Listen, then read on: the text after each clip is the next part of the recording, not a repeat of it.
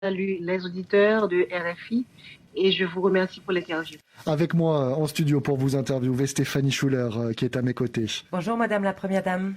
Martine Moïse, vous avez été grièvement blessée cette nuit du 7 juillet. Vous aviez été soignée par la suite aux États-Unis un an après. Comment allez-vous? Un an déjà, c'est vraiment difficile. C'est vraiment difficile de répondre à cette question. Et l'assassinat de mon mari, qui était le 58e président, et la tentative d'assassinat sur moi, et les séquelles sont, je pense, seront permanentes. Mais malgré le choc, les blessures physiques, pour mon mari, pour nos enfants, pour le pays, nous faisons de notre mieux pour penser nos blessures, pour penser nos plaies.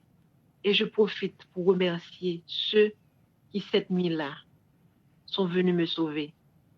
Parce que sans eux, je ne serais pas là aujourd'hui pour faire cette interview. Et je veux qu'ils sachent que je leur serai éternellement reconnaissant. Est-ce qu'aujourd'hui, vous craignez encore pour votre vie?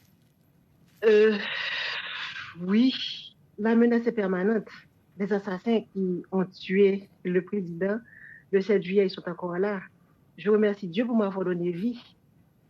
Peu de temps après ma sortie de l'hôpital, j'étais obligée de faire le tour du pays pour remercier ceux qui étaient restés fidèles, qui m'avaient soutenu et qui pourtant, après le tremblement de terre, avaient besoin d'une présence. Le président n'était pas là, il me fallait y aller. Donc, craindre pour sa vie, il faut continuer à travailler, malgré tout. Malgré tout. Comme je dis toujours, on ne peut pas nous tuer tous. Martine Moïse, vous avez décidé de ne pas prendre part aux cérémonies officielles de commémoration, notamment l'inauguration d'un mausolée à la mémoire de votre mari. Pour quelle raison? J'ai décidé de ne pas y prendre part. Est-ce que je peux dire que c'est une histoire d'élégance? Parce que j'ai trouvé la façon d'invitation était très peu élégante. Le monument qui devait être construit bien avant que le président soit enterré. C'était pas prêt. Un an après, c'était pas toujours prêt. Donc, quand on a vu amis, sympathisants, qu'un an après, on ne serait pas prêt pour le monument, on a décidé de cotiser nous-mêmes et de construire à partir de ce qu'on a. D'ailleurs, c'est pas fini.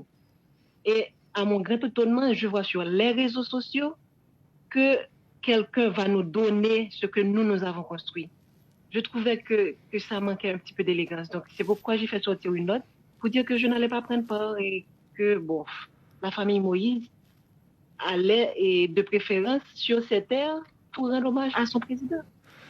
La famille Moïse, je cite justement le communiqué Martine Moïse auquel vous faites allusion, la famille Moïse ne compte en aucun cas assister aux activités commémoratives prises en charge par l'État haïtien dont le chef du gouvernement fait l'objet de présomptions graves d'assassinat sur le président de la République. Vous faites allusion là à Ariel Henry, le Premier ministre nommé par votre mari 2 jours avant son assassinat. Ariel Henry qui serait soupçonné d'avoir reçu des appels téléphoniques de la part de l'un des principaux suspects quelques heures après le drame.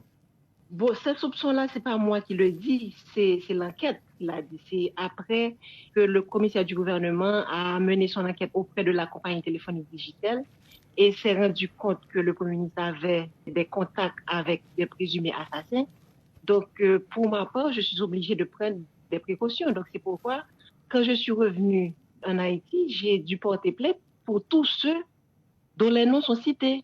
Donc, puisque son nom était cité, donc il fait partie de ceux-là pour qui j'ai porté plainte. J'ai également porté plainte pour ceux qui sont complices, mais dont les noms ne sont pas encore sortis.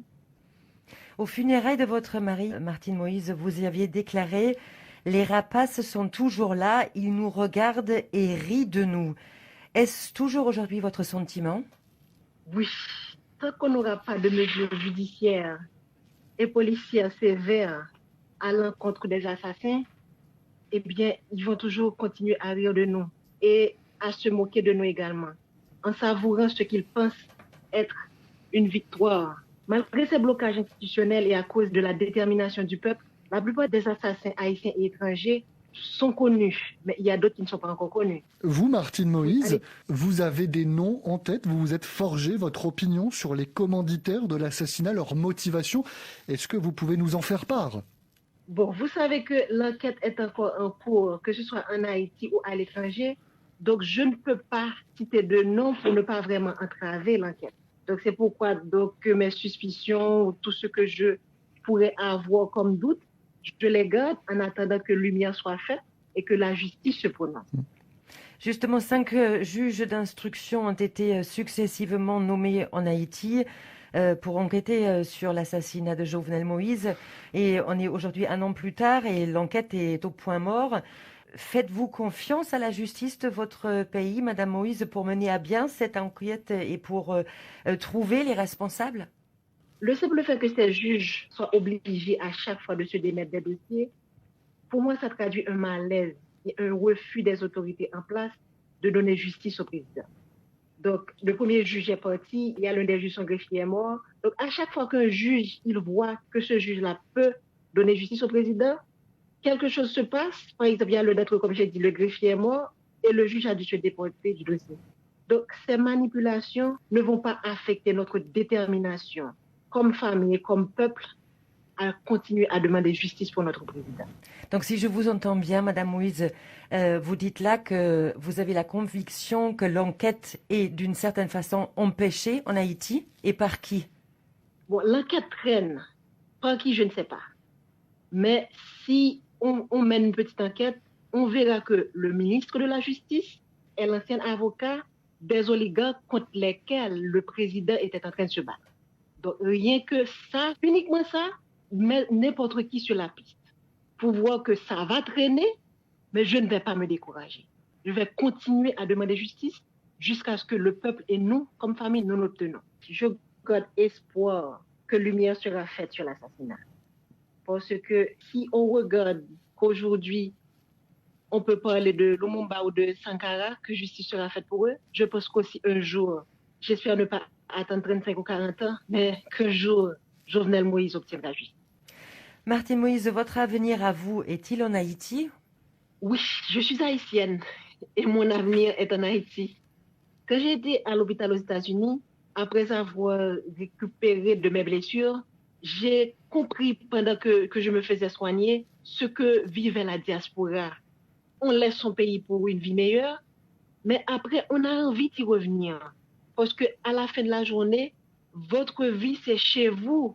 Chez vous, s'il y a un problème, c'est à vous de le résoudre. Donc, résolvons nos problèmes pour que, entre Haïtiens, nous puissions vivre dans le pays et que nous cessions d'être des nomades, pour que nous puissions vivre chez nous. Mon avenir est chez moi, en Haïti. Madame la Première Dame, merci. Je vous en prie, c'est à moi de vous remercier. Madame la Première Dame, bonjour. Bonjour, bonjour. Je salue les auditeurs de RFI et je vous remercie pour l'interview. Avec moi en studio pour vous interviewer, Stéphanie Schuller, qui est à mes côtés. Bonjour, Madame la Première Dame. Martine Moïse, vous avez été grièvement blessée cette nuit du 7 juillet. Vous aviez été soignée par la suite aux États-Unis 1 an après. Comment allez-vous? 1 an déjà, c'est vraiment difficile. C'est vraiment difficile de répondre à cette question.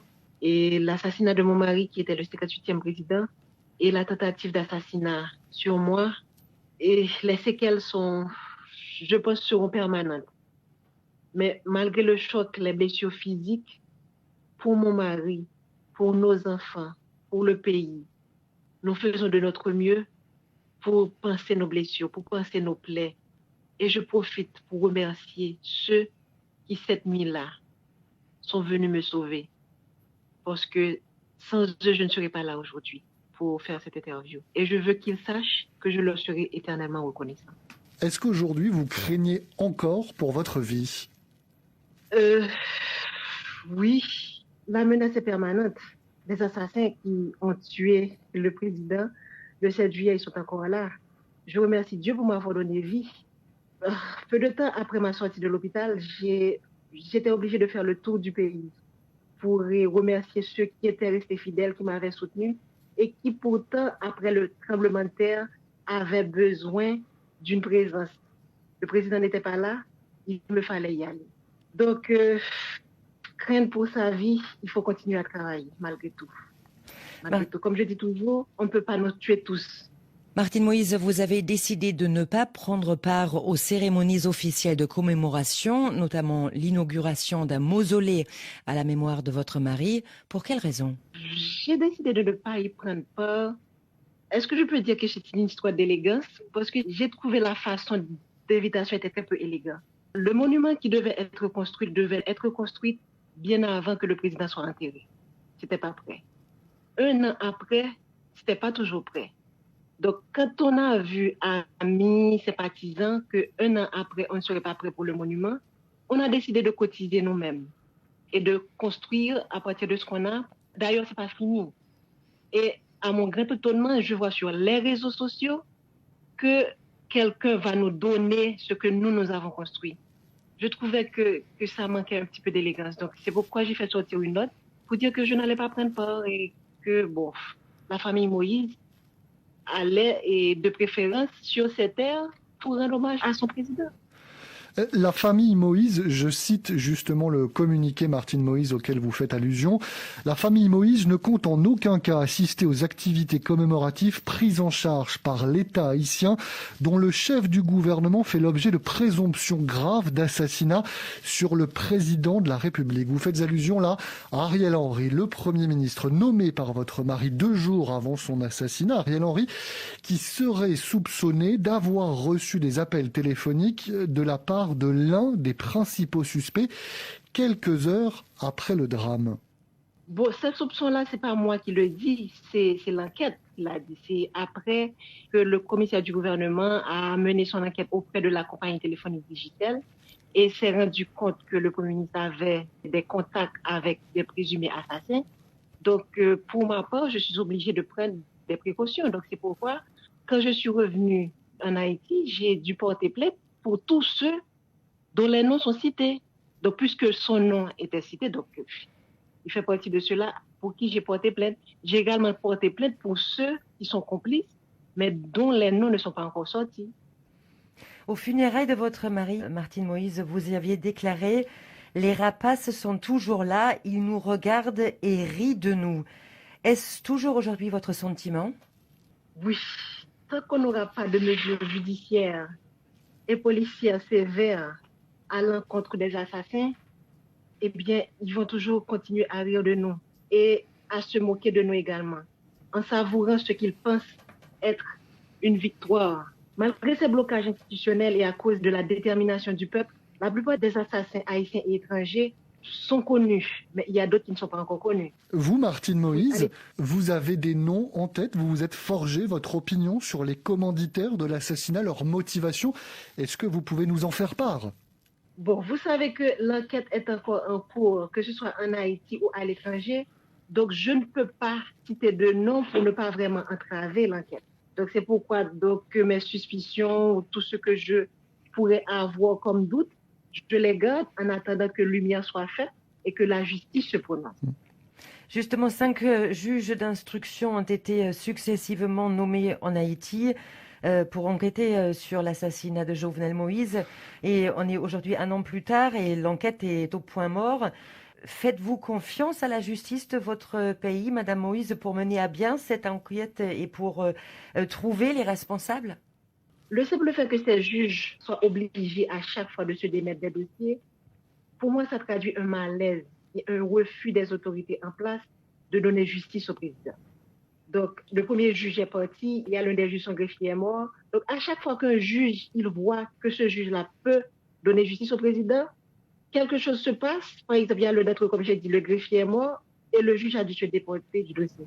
Donc, ces manipulations ne vont pas affecter notre détermination comme famille, comme peuple, à continuer à demander justice pour notre président. Donc, si je vous entends bien, Madame Moïse, vous dites là que vous avez la conviction que l'enquête est d'une certaine façon empêchée en Haïti, et par qui? Bon, l'enquête traîne. Par qui, je ne sais pas. Mais si on mène une petite enquête, on verra que